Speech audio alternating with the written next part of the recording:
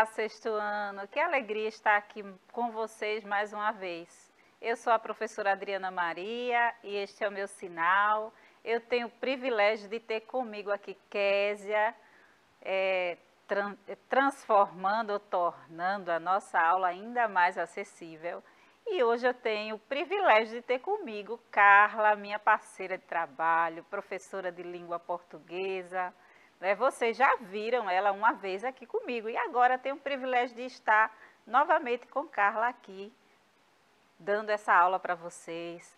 Nós estamos em um tempo de recomposição de conteúdo, estamos o tempo todo também tentando continuar aquilo que já estamos aprendendo no sexto ano, já que para vocês que vieram do Fundamental 1, é uma continuação de aprendizado. Agora vocês têm várias disciplinas dando continuidade a este aprendizado. Eu gostaria de começar essa aula de hoje convidando você que está aí a se conectar através do app, direciona a câmera do seu celular para os QR Code que aparece na tela e se você não está pelo celular, assiste pela TV. Se não estiver pela TV, você pode depois ter acesso a essa aula pelo canal de YouTube. Como em todas as disciplinas, vocês podem acessar os conteúdos que estão sendo ministrados, preparados para vocês.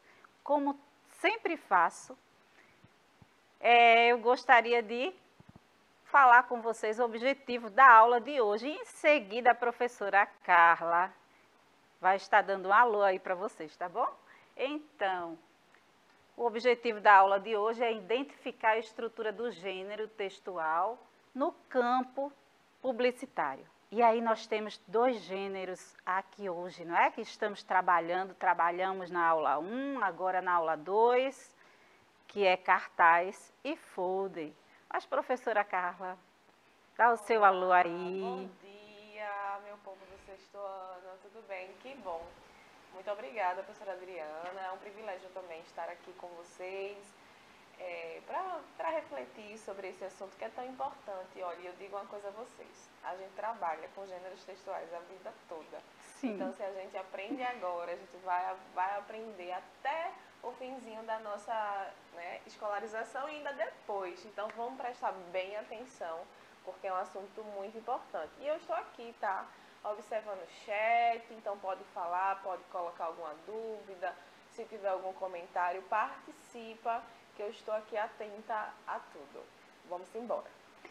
Vamos sim, professora Carla. Simbora, pessoal! E aí nós temos aqui um conceito, eu sempre trago para vocês, o conceito do que é gênero textual. Porque é importante, estarmos entendendo isso. E com isso também estamos praticando a leitura. Eu sempre falo com vocês assim, vamos ler, reler, escrever, reescrever. Esse é o processo do aprendizado constante na nossa vida, nem sempre, trazendo agora para o contexto de vida real, fora da sala de aula, dentro da sala de aula, nem sempre temos aquela oportunidade de apagar determinados erros e fazer, corrigir, fazer diferente. Nem sempre temos. Mas aí é interessante que nesse processo de aprendizado na sala de aula, toda vez que você tiver a oportunidade de refazer esse aprendizado, seja na leitura, seja na escrita, não hesite em fazer, tá? Não se demore em fazer. Volta, se você leu algo e não conseguiu entender, leia novamente, quantas vezes for necessário, tá? Eu sei que a mente de todo mundo está assim acelerada, não é? Um pouco, mas vamos parar, respirar e aí tentar, fazer esse processo. Quando fazemos isso, desaceleramos um pouco, aprendemos mais. Então, o conceito de gênero textual diz aqui que o gênero textual é a forma como a língua é empregada nos textos em suas diversas situações de comunicação. E, de acordo com o seu uso, temos gêneros textuais diferentes, como a professora Carla falou. Nós estamos o tempo todo em contato com gêneros textuais. E aí eles são diferentes. E é interessante, não é? Porque cada gênero traz para a gente uma riqueza de informação.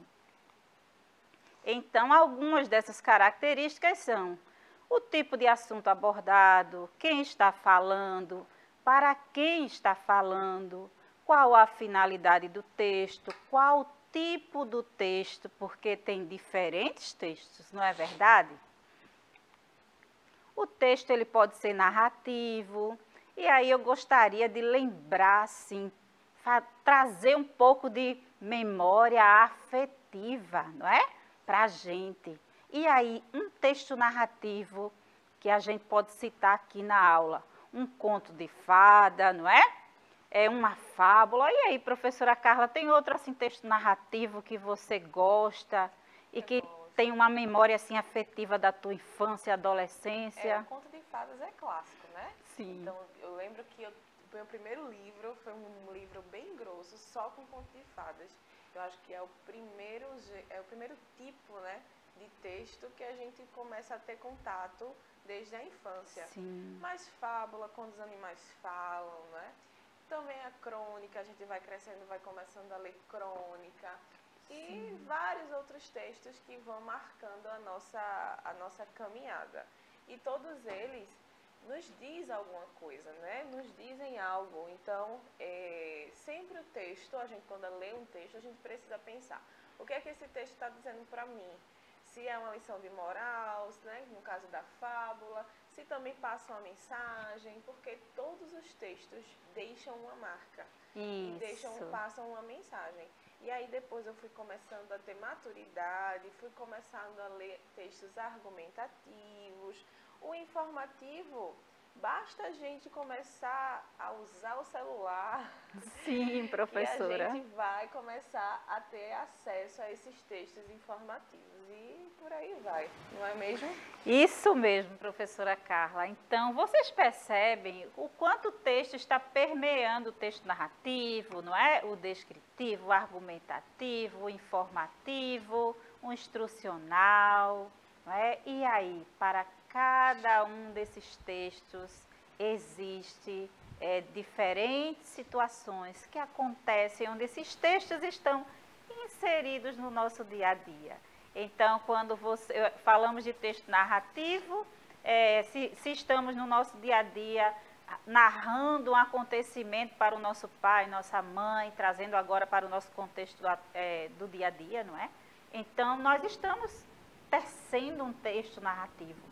Ele pode ser oral, pode ser escrito, não é? Nós temos o texto argumentativo, quando alguém fala algo e aí argumentamos, dando nossa opinião, né, professora Carla? E a gente argumenta desde sempre, né? Sim. Mesmo que a gente não tenha apropriação da fala, estudiosos já dizem que o bebê, quando chora, já é uma forma de argumentação, é de convencimento. Então, você é argumentativo por essência. E aí a gente tem a gente acha que o texto argumentativo é só aquela dissertação, aquele texto dissertativo, e não é.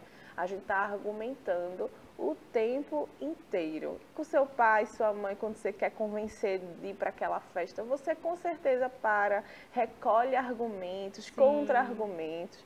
E aí quando você vai estudar, você percebe, eita, já fazia isso, não é? Desde sempre. Então, a gente argumenta o tempo todo, não é, professora? Sim. Então, professora Carla, isso é bem provável que nos traz aí à mente, naquele momento que a professora pede uma produção textual no chão da escola, a gente, professora, eu não sei fazer isso não sei produzir texto, não sabe?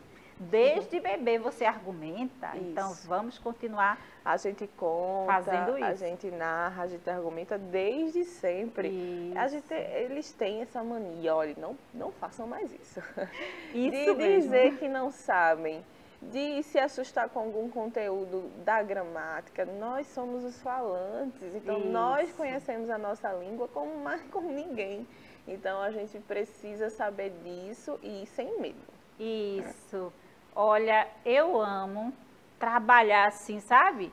Esses conteúdos, porque traz pra gente a sensação também de perder o medo, né, professora Perder Carla? o Porque a medo. gente está naquele momento de estar assim, todo mundo apreensivo, acelerado, e a gente desacelera, a gente no chão da escola ou na aula online, nós temos um vínculo e precisamos a cada dia estar assim, ó, vinculado, conectado com o outro. Então se conecta com a sua família, se conecta com a sua professora, se conecta com o seu coleguinha. Se você não sabe, pergunta. Se você sabe, ensina. Agora, a única coisa que você não pode é ficar sozinho ou sozinha nesse momento. Então, narra, argumenta, informa e também, no momento que você puder e precisar, quiser, use o texto instrucional para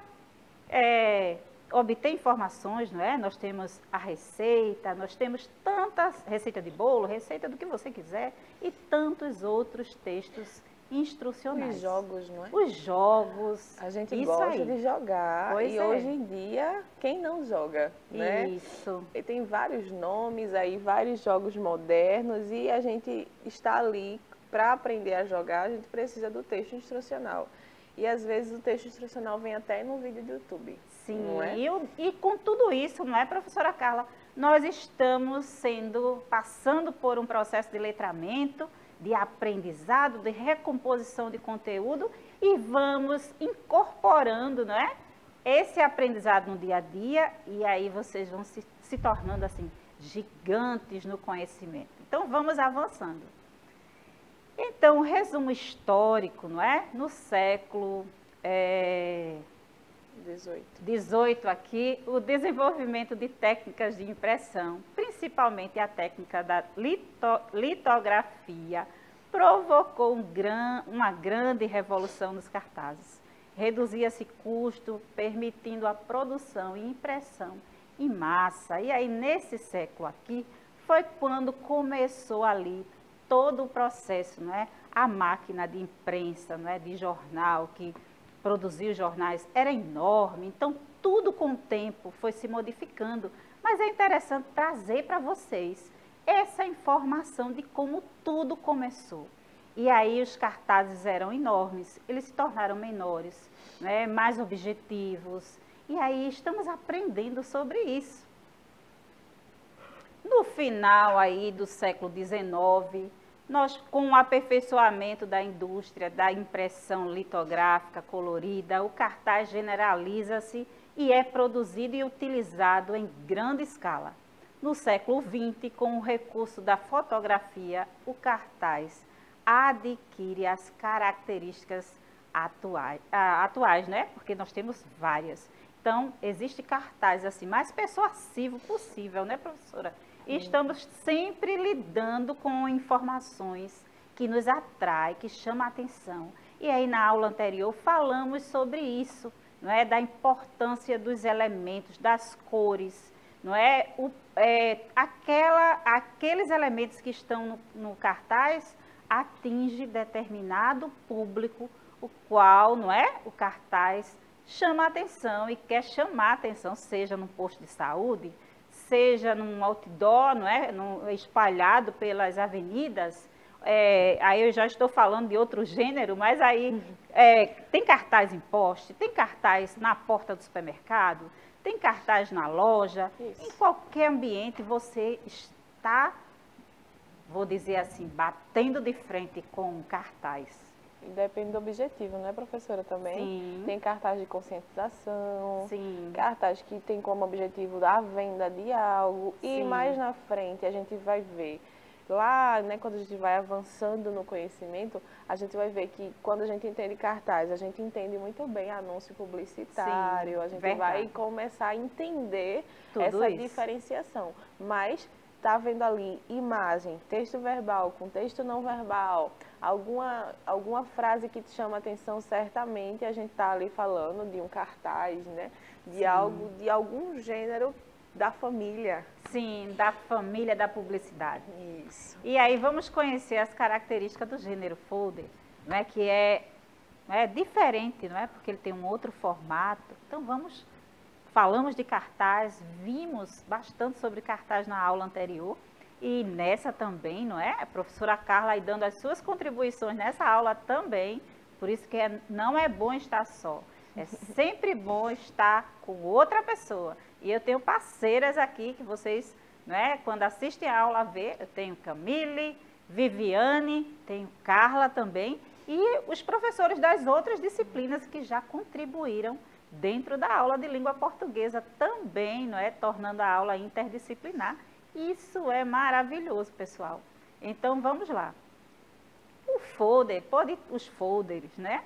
Podem ter características diversas.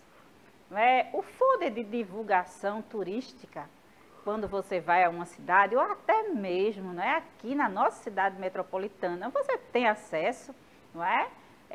A folders turísticos.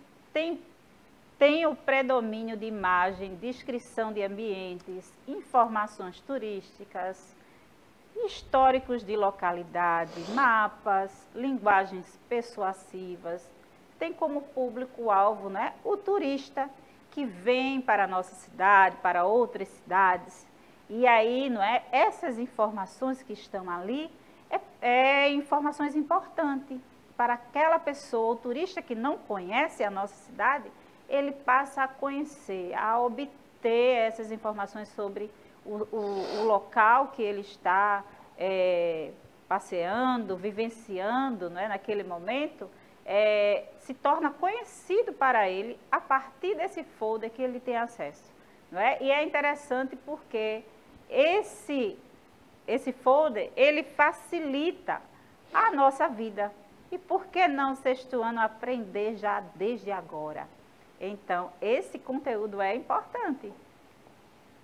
O folder bancário, e aí esse tem bastante, não é? Quando você chega, entra lá, não é? No banco, já tem ali uma mesinha com vários folders, não é? Então, é importante, não sei se vocês já perceberam, né? Eu garanto que o pai, a mãe, o tio, a avó, a tia, não é? O responsável já chegou em casa, voltando do banco, com algum folder, não é? Com propostas, com anúncios, não é? Ali, não é? Informações sobre serviços do banco. Então, é bem interessante.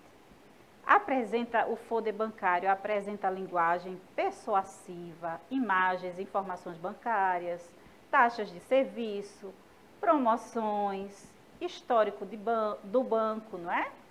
E o público-alvo distinto, que são os seus clientes, não é? Daquele banco. Cada banco tem os seus clientes, né? Que estão ali se servindo daquele atendimento.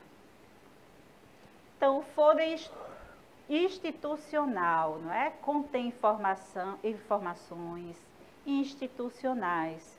A linguagem também é persuasiva, ofertas, históricos, não é? No folder institucional tem sempre algo que remete à história. Qual é o propósito, o objetivo daquela instituição, né? Seja ela qual for, né? Tem um propósito, tem um objetivo a ser alcançado. Então, sempre vai ter essas informações. Pessoal, como disse na outra aula, nós devemos ler tudo, ler sempre. Então, é importante ler, sempre ler, seja um folder institucional, bancário, não é? Seja um folder que o Ministério da Saúde distribui, da educação, né? Se tem um folder que foi feito pela Secretaria de Educação, lê, tem uma informação lá importante para você, para a sua família. O conhecimento nunca é demais e ele vem através da leitura, tá, pessoal?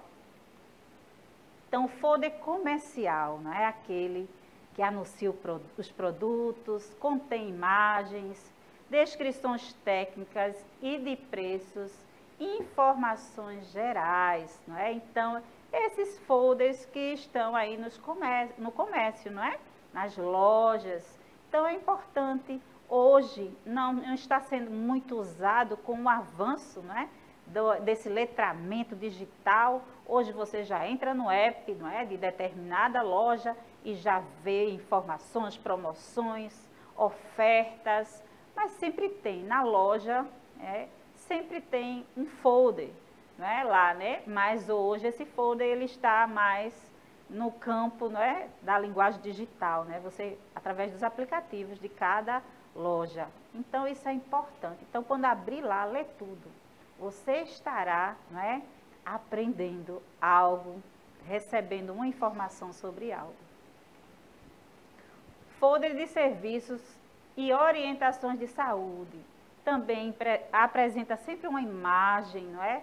Imagens que remetem, não é, a uma área, né, da saúde, é um campo, não é, de investigação, seja uma área que determinado profissional ali, uma campanha de vacinação. E aí apresenta imagem, linguagem persuasiva também, informações estatísticas, relatos de casos, orientações de saúde, qualidade de vida. E aí eu chamo a atenção mesmo, porque todos nós queremos, não é, estar bem. E para estar bem precisamos ter saúde, não é? Eu acho que é o bem maior que existe. Então leia sobre isso. Talvez tenha alguém na sua casa que não sabe ler tão bem como você. E aí quando você lê para essa pessoa também aprende, se informa. Então pratique a leitura lendo para outra pessoa, para você mesmo, tá? Então pratica sempre a leitura.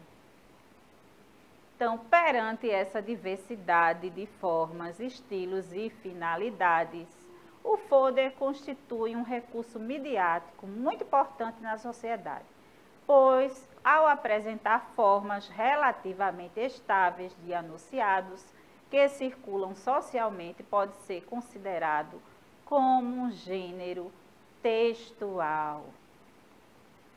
Ao classificá-lo como gênero textual, deve-se levar em consideração o grau de abertura para poder permitir, segundo Marcuse, que é um estudioso, né, dessa área. E aí trago para vocês essa informação. A inserção de novas formas textuais e talvez de novos modelos textuais. E aí nós entramos nesse mundo agora, né, nesse campo agora de multimodalidades de texto, minha gente. Nós estamos o tempo todo vivenciando, né, diferentes gêneros, diferentes textos, o tempo todo. Observe o folder a seguir. Então, nós temos aqui um folder, não é? Que é da Secretaria de Educação, não é? Busca ativa escolar, né? Estamos vivenciando essa busca aí, não é? Tentando resgatar os nossos alunos. E aí foi feita essa campanha. Vocês percebem que aqui é uma capa, não é? Que foi colocado desse jeito. E aí tem um formato até de um cartaz, não é? E tem essa parte aqui, onde tem uma informação, mais informações detalhadas, pequenas, mas tem ali fora da escola, não pode. Então, maior. Vocês percebem que tem, conheça a campanha, não é? Busca ativa escolar, é hoje, então veja que chama atenção, não é? Então, vocês percebem que há informações, letras maiores, as cores, formatos da grafia diferente, tudo para persuadir o público, que é os nossos estudantes.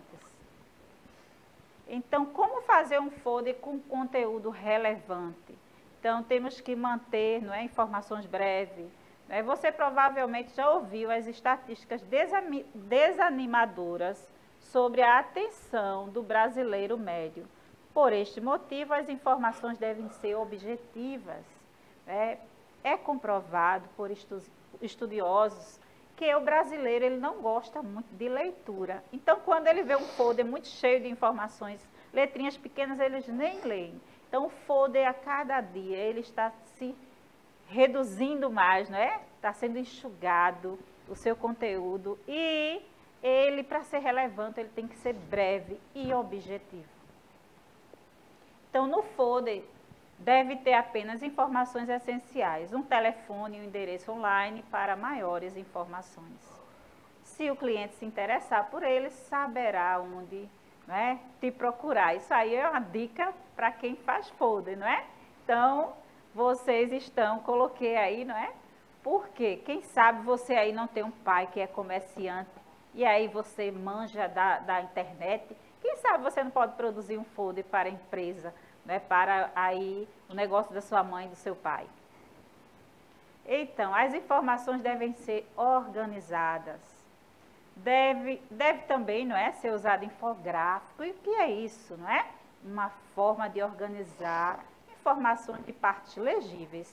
E aí eu trouxe o infográfico, não é, que nós temos bem próximo de nós, né, onde aponta, tem várias informações e aponta vários lugares importantes da nossa cidade metropolitana. Use um título atrativo. Lendo o título, o consumidor já deve ter uma boa ideia sobre o conteúdo restante do folder. Deve ser destacado as promoções e os descontos. Este é, sem dúvida, um dos maiores atrativos que seu folder pode ter. Conheça seu público, pesquise para determinar a situação e os dados demográficos do seu público. Então, mantenha a mensagem de acordo com os tipos de cliente que você deseja atingir. Então, se está vendendo pastel, e aí você deve, né, vendendo carne, pastel, coxinha, seja o que for, deve ser, não é, deve-se atingir aquele objetivo. Então, de uma empresa de pequeno porte, maior porte ou médio, não é? Tem que ter o objetivo ideal. Então, o cartaz, o folder, ele deve ser sempre persuasivo, claro, direto e objetivo. Não é? Seja prático e direto.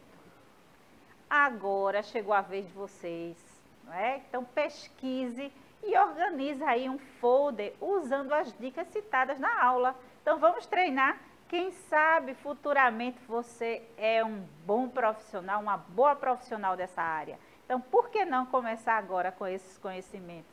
Professora Carla, se despede dos nossos alunos, porque a nossa aula passa rapidinho, não é, professora? Não é, a gente podia ficar aqui falando mais e mais. Sempre tem algo para aprender, sempre tem algo novo para aprender.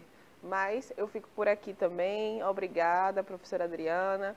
Até a próxima e capricha na atividade, é muito legal, faz bem colorido, que você vai ver que você sabe muito fazer e usar a linguagem. Então, até a próxima.